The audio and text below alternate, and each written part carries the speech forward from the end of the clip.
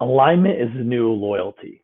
That might seem very foreign to some people. And as my post kind of shortly stated, I think loyalty has gotten misconstrued for many, many years. I've spoken to so many hiring managers, talked to so many people thinking about leaving a job or leaving a job, and this always comes up. Loyalty, loyalty, loyalty. And for me, it really resonated one night when I was on something called Thursday Night Sales, and one of my favorite and dear friends, Amy Volas, talked about alignment is the new loyalty.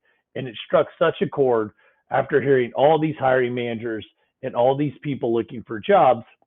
It's always a taboo thing. All the clients and all these companies are always talking about, I want someone that's loyal. Find me someone that's loyal to here. But at the end of the day, why should anyone be loyal to a company unless it aligns? And vice versa, why would a company ever be loyal to an employee unless it aligns with them? And at the end of the day, the facts don't lie. You see example after example of companies that will always make decisions that are best for their business. And in my opinion, that's okay. And so, in that reasoning, right, people should believe the same for employees. If something aligns better for them, it's okay for them to take another job. And you should never stay, whether it be your boss or being loyal to a company. It's just not how it used to be. And sometimes you might stay at a company for your whole career. And if your alignment's that great, kudos to the company and kudos to you to being that transparent to find that great of a relationship that's lasted all that time. But companies and employment is not family, and they should not get misconstrued. So I think the LIV PGA breaking news just struck a chord with me today because it got talked over and over again. And someone that grew up golfing his whole life, this was a big hot topic because everyone was being judged whether or not they were loyal to the PGA and how could you leave for everything they gave it. And then full circle, the PGA merges with LIV Tour. Why? Because it aligned with what made sense for them. Even though they probably had told all these golfers, convincing them not to go, missing out on huge signing bonuses that some of them got, only to go now and merge some months and years later. So that's the true example of what happens in business. And now people can talk back and forth about whether that was done with integrity or not, and that's not what I'm here to do, or the situation around LIV Golf and other circumstances like that. All I thought this was is a great example of how alignment is the new loyalty and how you have to focus on that, because if you don't, you could be caught in a bad situation and you might have some regret. So if you're looking for another opportunity or you're thinking, am I aligned with my company or not? This is what I would tell you.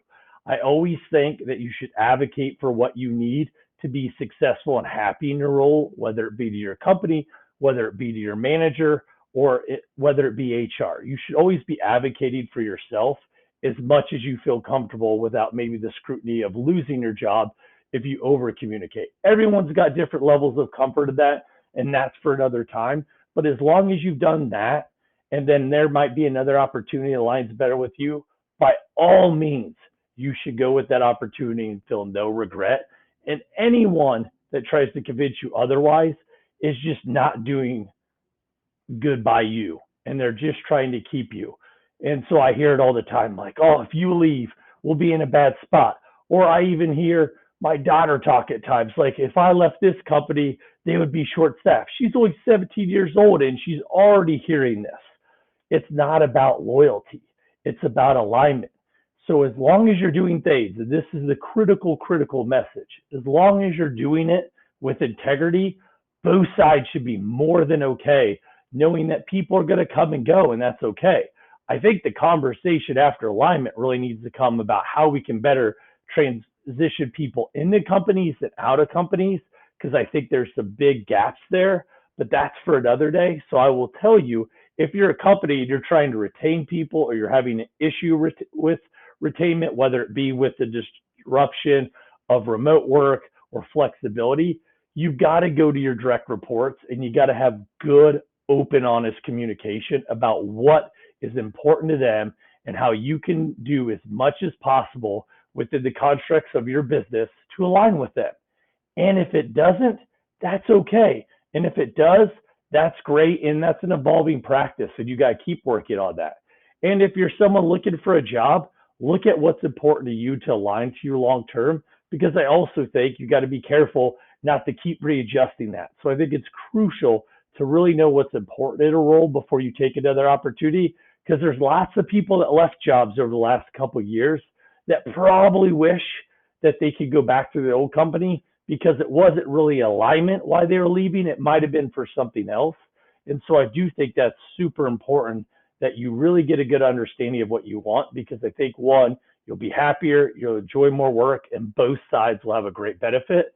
So to me, start thinking about alignment as the new loyalty. And I think whether you're the employer or the employee, life's going to get a lot better for both sides. And I think we'll have a lot more transparent conversations and a lot better work environment. Thanks.